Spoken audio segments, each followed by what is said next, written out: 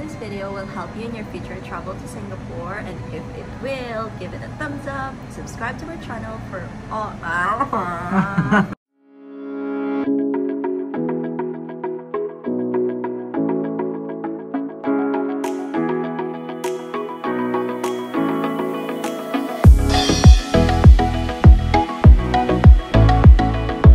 welcome back to my YouTube channel.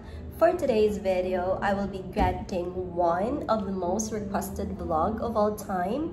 Even when the time that I don't have a vlog yet, most of my friends are actually asking me what are the things that they need to prepare before flying to Singapore. So as you all know, or if you're my friends in social media, I've been traveling to Singapore for multiple times already, yet I'm still amazed and is very excited whenever I got the chance or whenever I have my plane ticket already with me, and then I will be visiting again the country. I really love the country because it's very clean, it's very safe to travel, it's like a fortress.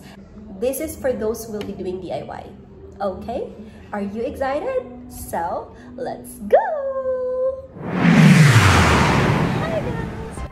We are here now at Mactan Cebu International Airport.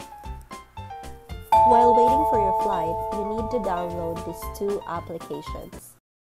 First application that you need to download is the SG MRT map.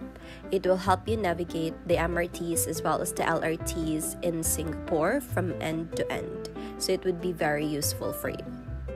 Next application that you need to download is the Move It. There are locations or tourist destinations which are far from MRT stations. Thus, you will need Move It to guide you what bus to hop on, how many minutes will you be walking from the bus station or MRT stations going to the location or the tourist destination that you wanted to visit. It is very user-friendly. You just need to type the location or the tourist destination that you wanted to go to, and it will already provide you a set of recommendations, which is the fastest way to get there. As of the moment, it's showing out of region because we are still in the Philippines. Maybe I can show you in a separate video when we're already in Singapore. For the meantime, do not forget to check the MRT exit number letter as well as the bus station number as recommended in Move It to utilize your navigation time wisely. Have fun! The next thing that you need to prepare is a pen. Prior talking to the immigration officer, you will need to fill out the form. Although airports have multiple pens ready, I make sure I have my own pen handy with me, especially if there are a lot of passengers at the time of boarding. That way, I don't need to wait for an available pen. Normally, FAs will be handing over the disembarkation form on board the aircraft, so I would really suggest that you will be filling out the form on flight. It would be very convenient for you so that you don't need to fill out the form upon arrival. We'll just go directly to the arrival area and line up to talk to the immigration officer. And the most important one is the passport. You can't travel outside the country if you don't have a passport with you. I actually have my own passport holder because all the travel documents, I'll just insert it in here.